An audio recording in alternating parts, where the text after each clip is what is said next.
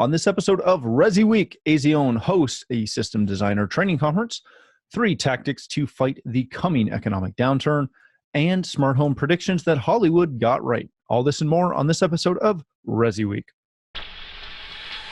The network for the AV industry. What are you listening to? This is AV. This is AVNation. This is AVNation. This is ResiWeek, episode 162, Design First. Support for AVNation is brought to you by Access Networks and by Chief, the global leader in commercial AV mounting solutions. Welcome to ResiWeek. This is your weekly wrap-up of all the latest news and stories for the residential AV industry. I'm your host, Matt D. Scott for AVNation.tv, and today I'm pleased to be joined by Josh Willits. He is the president of AV at Portal.io. How you doing, my friend? Good. Thanks for having me again, Matt. Thank you so much for coming back. Then we have Jeremy Glowacki. He is the executive editor of Residential Tech Today, one of the first AV-specific industry magazines to actually make it onto a newsstand. So congratulations on that, and welcome. Thanks. I appreciate that plug. It's great to be here. Thanks. I'm here for all the plugs, except for the next one. We welcome back our good friend Dave Pedigo. He is the director of global training at THX. How you doing, my friend? I am super. Thanks for asking. Well, thank you for telling. That would have been awkward if you didn't. All right, gentlemen, let's kick this right off with a story that comes to us from Residential Systems. Azione is holding its first system design conference. The March conference, which is going to start in 2 days from the day we are recording this and the day that this podcast will launch. They are holding this inaugural system design conference with a variety of topics and really digging into some of the things that, shall we say, the system designer job title doesn't often get focused on. So, Josh, I want to start with you on this one. System designers are really the core of what AV integrators do. These are the people that obviously design the systems that let everything else work and put everybody else to work. Why is this I don't want to say a vertical, but why is this a division, a job segment that so rarely gets focused on from a training standpoint? We always talk about training people in networking, in installation, in sales. Nobody talks about training system designers. Yeah, that's a good question. I think I actually came from system design, believe it or not. I worked for a commercial MEP firm for a while, and then I did systems design, worked for an integrator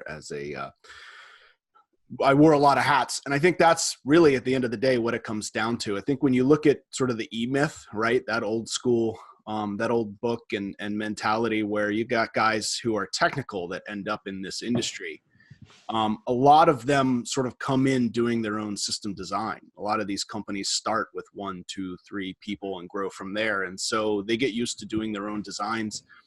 And you have to grow to the point where the business can sustain a full-time designer. So I think it's a certain class of business that has people like this on staff that are dedicated to design and supporting the sales team. And so, I mean, that's my take on it. Very good. Jeremy, Matt, sorry, I'm going to jump in just for a second. I'm not going to try to correct you too much, but I'm going to, the one thing I would say, and don't get me wrong, I'm a huge fan of Richard Gleick's, but when you say that we don't really do a lot of training on the designer side, I would defend CEDIA for just a second, that you know, about a fifth of their whole training program is on design and design principles. So while I don't think a lot of people focus on taking design classes, there has been a lot of design classes available. Very good.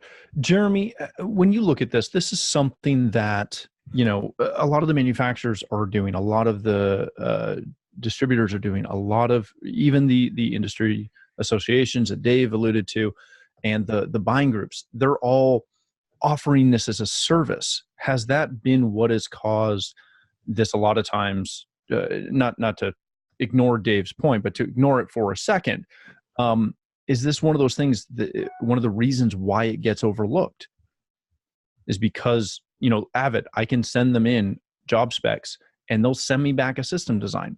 I can do that with half of the manufacturers. I can do that with, distribution houses and et cetera. Is that part of what causes that? I think the availability of that service is great, but I don't know how many integrators take advantage of that. I do think that one of the challenges they face as designers is that transition from sales to designer, and the idea of overpromising on a job and not speaking the same language. I've heard, a lot of anecdotes from integrators over the years saying, their guys are great at sales, but sometimes getting the documentation of what they've actually told the client into the sales, process, and then, getting it to the final stage where it's what the client wanted is a challenge. So it looks like some of what goes on in this training is working through those stages, coming up with, better documentation and, workflow to make sure that nothing gets, dropped by the wayside. And then the client later on, complains that that's not what they had agreed to. So I think it's a lot of those, details that they're covering here in this training. Hey, Matt, I got to jump in on what you said, because you said that a lot of manufacturers and distributors provide design services, but in reality, they don't. They provide a hardware list, and design services are way more comprehensive than a hardware list. And so there are a few that I know of that would really provide comprehensive design services in the way that an integrator could actually utilize for the job or could even sell the client. Very good. Dave, when you look at this, the one topic that really kind of excited me was that handoff from sales to system design. You've been around this long enough, and again, you alluded to the fact that CD offers a ton of training on this, which they do. Why is it so hard so often for sales staff to get with system design and not oversell something that can actually be effectively done in design?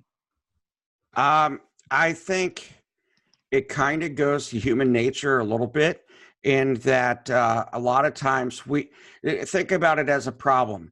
We want to, you face a problem, you want to just jump in and start fixing something.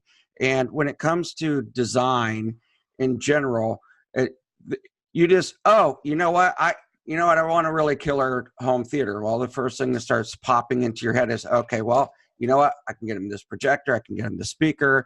As a salesperson, you're thinking, okay, well, as I want to get them a great product, but I also want to get something that's going to get me good margin.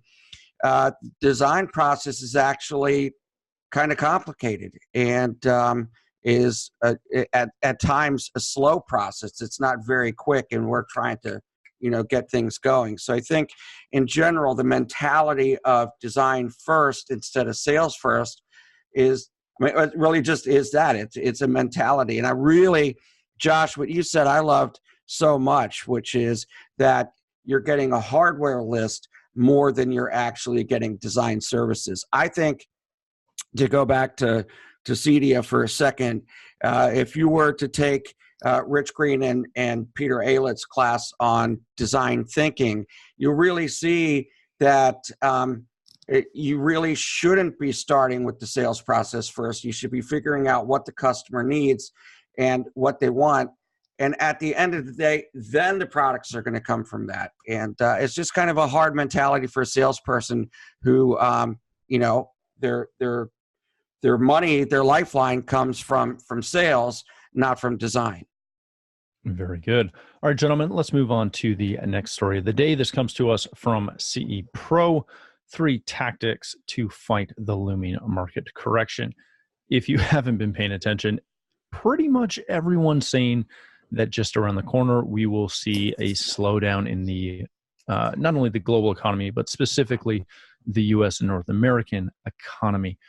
And when you read through this article by Eric Thieves, really good. He touches on a bunch of different things, but specifically he touches on 3 business tactics: increasing your sales and marketing efforts, differentiating yourself, and resizing your company to the corrected economy. So I kind of want to take this in a different way that we normally would, and go around the horn and literally have each one of you touch on one of these three things. So Jeremy, I want to start with you.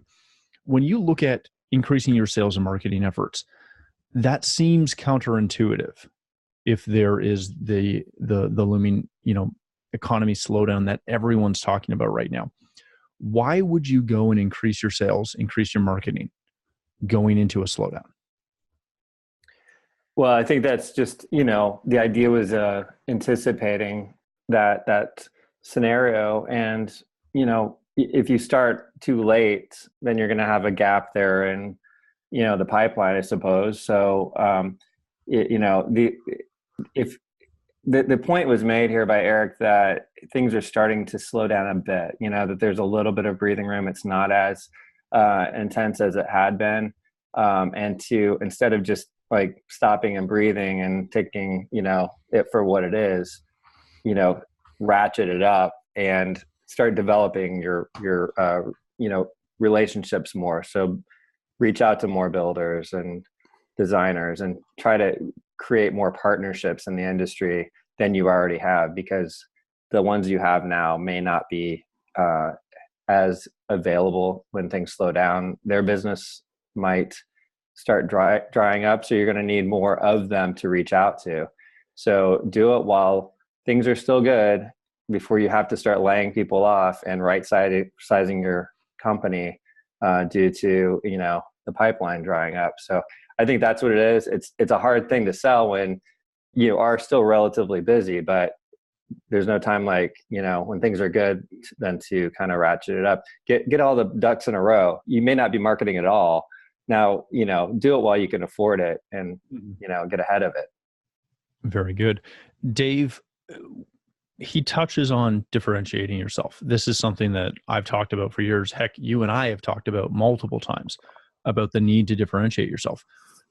This is more than just having a unique product or having some catchphrase that you push.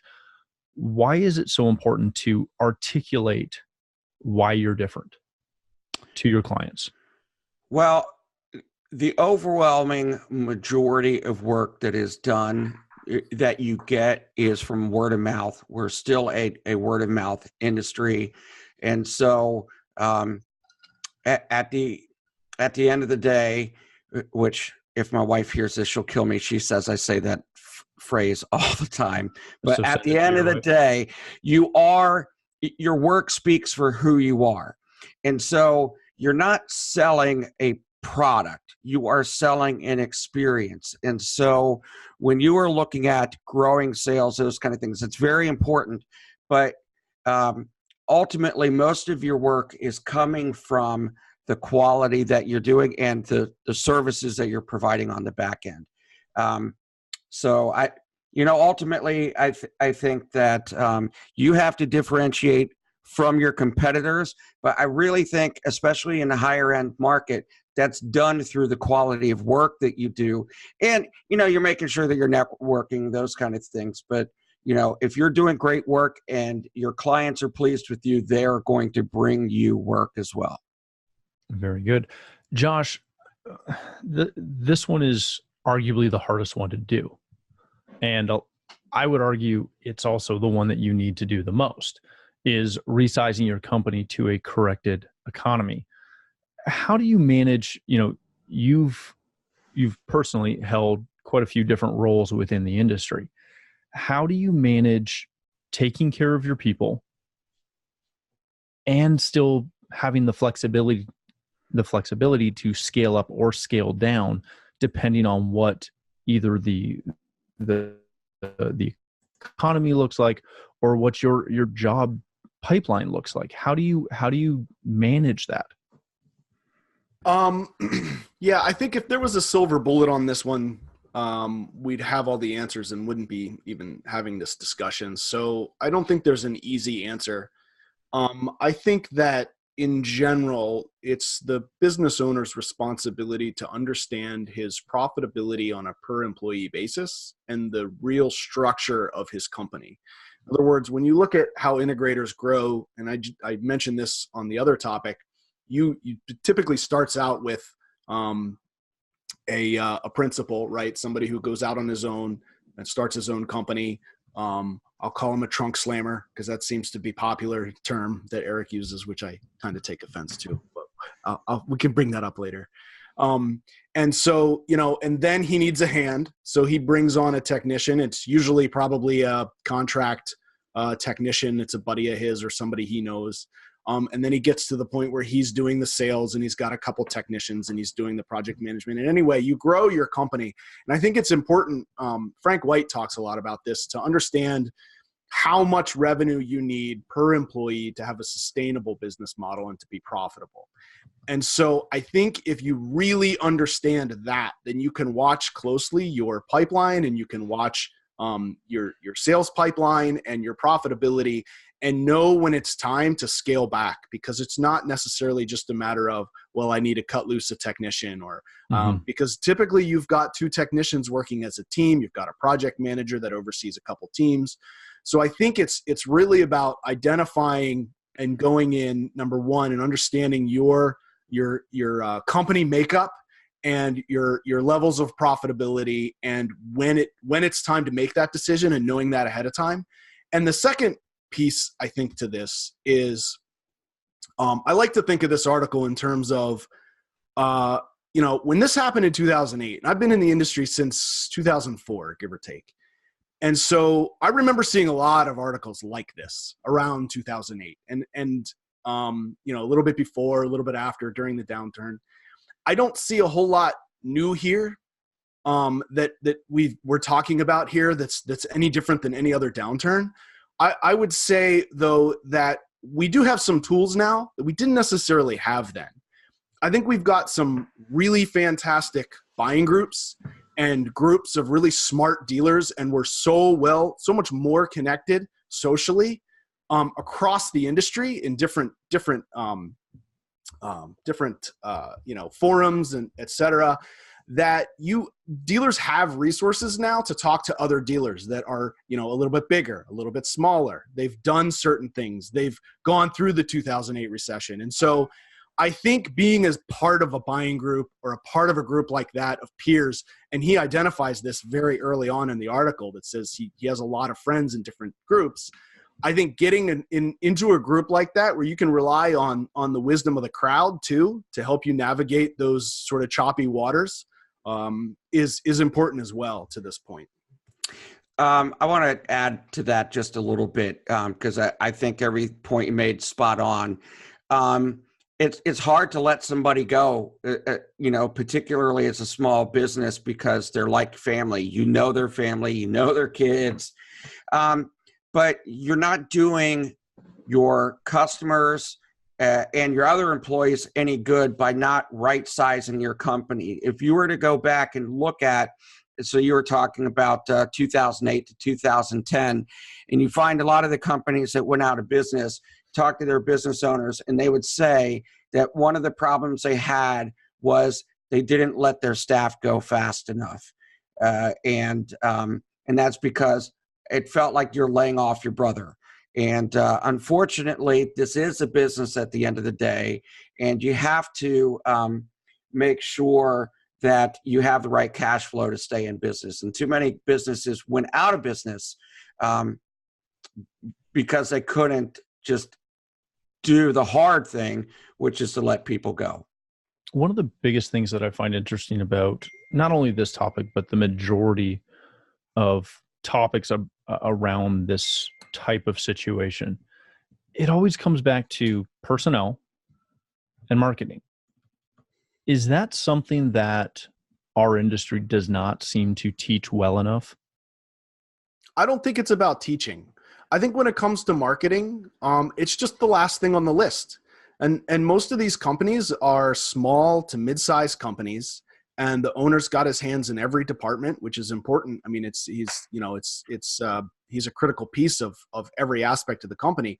And like Eric said, he gets busy, and marketing's the last thing to do. And the difference, I think, another difference between 2008 and now is that we have outsourced marketing opportunities and more easier marketing opportunities with the web and web technologies and stuff like that. And so like Jeremy said earlier, if you've got the financial resources when the jobs are coming in, and you run out of time to work on marketing, then pay to outsource it or have somebody come alongside you and help do marketing. There's so much that can be done to generate those leads. That's the thing about keeping up with marketing. It's about creating a lead engine so that right now, maybe you can be picky about only taking 10% of those leads that you know are pre-qualified and super high quality. But when the market goes down and those leads shrink, as long as your lead engine is big enough, then and you can get more lax on the type of work that you do, then that can sustain your business through a downturn. Very good. All right, gentlemen, let's go to our likely last story of the day. This comes to us from Residential Tech Today.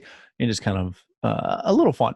The smart home predictions that pop culture got right. This is from Anthony Elo. Read through this. It covers a couple of topics, specifically the Jetsons, Smart House, and of course, 2001: A Space Odyssey and Total Recall. Dave, I want to start with you on this. We've seen these articles come and go for quite a while. When you look at this and you look at this list, it's a little tongue-in-cheek. It's a little, just light fun. But how often does pop culture, does Hollywood get things right? Actually, I think pop culture and Hollywood actually leads the way a lot of times. So don't get me wrong, they get things right, but it's also that they spur an idea and that idea then becomes something. So the Amazon Echo, from all I've read and heard, kind of was spurred from Star Trek, where Scotty's like computer and he's talking to the computer. So I think actually pop culture is a really good thing. Now, do we have our flying cars yet? No. But I think they do a great job. And the author, oh my God, the author so missed what I think is probably the best example of what we have, which is Back to the Future 2. So in Back to the Future 2, they're showing flat panel TVs. And the big one for me is I think it's Jennifer Jason Leigh. I don't think it's Elizabeth Shue at this point. And she's been tranquilized. And she says, lights, the cop says to her, lights on. And she says, lights on, like it's a question, not a command. So A, the lights turn on, and B, the lights turn on, even though they weren't supposed to turn on. And it's just an exact example of what we have today. I think Back to the Future 2, you go back and you look at it, and I think it's like, 25, 30 years ago. It's spot on. Other than the flying cars, but yeah. Wasn't that video conferencing too? Didn't he have, is that the one that they were doing back and forth for work or something? Like, he's doing basically FaceTiming. Now, they did do it analog, not digital. So you saw him kind of go in and out, and we don't really have the noise issues, but yeah, it was really spot on. Dave, I wish you'd get a little bit more excited on my show. By the way, mellow. Do you know that Nike made a set of those shoes that he has, and they're like $30,000, and people will pay $30,000 for a pair of shoes? You pre-ordered a pair, didn't you? You can tell us. Yeah. There you go. I lead in fashion. Josh, let me ask you this. Now that we got that out of the way, $30,000 shoes. How often does Hollywood make it harder for us to actually meet expectations of what goes on in somebody's house? That's a good question. I would say that in most cases, when Hollywood is playing out these scenarios the way that they do, it doesn't really set expectations in terms of what people are going to have in their house, at least not anytime soon. I think, all these movies that we're talking about, and Minority Report was another one I was thinking about. These are so far out there that even when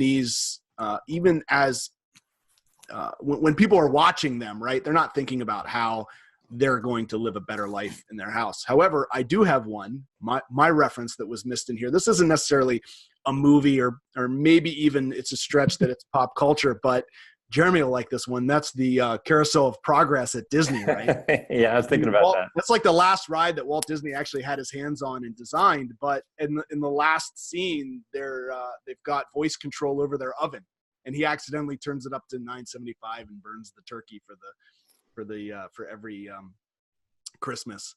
That part was actually added a little later, but but I think it was not in the 90s. Yeah, it was really early. Yeah. So, I mean, even in the mid 90s, they were talking about voice control over your electronics and stuff like that. And I mean, we have that today. So, Yeah, it's very cool. Jeremy, I'll give you a quick last word on this. Do you enjoy watching Hollywood attempt to predict the future with technology? Yeah, sometimes it seems like product placement these days, and in the past, relatively recently, you can kind of see through it if you know the industry players. I know that there's some really they weren't even really smart home as much as like audio equipment. When you have a really high style house or something, and there's a couple of audio brands that you see placed, because they have a very unique, let's say a little bit further past CD player that goes on the wall. Won't name brand names, but something that's really stylized. Those to me almost become more distracting than helpful in the story, just because your industry affiliations. But I think of things like the Minority Report, like we just Josh was just mentioning. There's like a way forward thinking kind of look that's really cool. Things that are more current, I don't think much about. The reference that was made to not Minority Report, but Total Recall with a self-driving car. I mean, to me, that is amazing that we're getting as close as we are now with that technology. I know we've got a long way to go, but I just had a friend who went to Vegas and had a Lyft. He called it a Lyft, and on the app it said, "Would you like self-driving?" And he's like, "Well, hell yeah." and it shows up, and he was greatly disappointed because it was not only not self-driving, but there were two humans in the car, one with a laptop and one sitting in the steering area with their hands hovering over the steering wheel and their foot hovering over the gas and brake pedal, ready to take over. And what had happened was they were not allowed on the private property in self-driving mode. So they could only have it in self-driving on the boulevard or whatever, public street. As soon as they got on a property, they had to take it back to manual. And the guy with the computer, the laptop, was, fine tuning some of the, I guess, directions and things like that. But he said it was exhilarating for a moment, and then it was not. And then he got in the car, right? Yeah, he was just like, they asked him, what do you feel about, what's your experience been like? He's like, well, don't take this personally, but it would have been better if you weren't here. And on that fantastic note, we have to end there. Gentlemen, thank you so much for joining us today. Josh, if people want to connect with you, learn more about Portal.io and everything cool that you guys have going on, where can they do that? Yeah, so you can reach me at josh@portal.io. And of course, our website is portal.io. Excellent. Dave, thanks so much for joining us today. If people want to connect with you, learn more about THX, where can they do that? Two ways. dpettigo at thx.com, or you can follow me on Twitter, which is at daypettigo. Excellent. Very good. Mr. Glowacki, thank you for being here. If people want to connect with you, learn more about residential tech today, where can they do that? Visit restechtoday.com and subscribe to the magazine, and also look for me. There should be stories in there, and get my email address, and feel free to drop me a line. Very good. Again, thank you so much for joining us. For myself, if you'd like to connect with me, you can find me at Matt D. Scott on Twitter and many other social platforms. But more importantly, please stop by AVNation.tv, where you'll find this show, as well as a wide variety of our other shows with all the verticals that we cover. When you visit the website, please take a moment to check out our supporters. We are extremely thankful for their support and ask that you support them as well. Thanks again for watching. That's all the time we have for this episode of ResiWeek.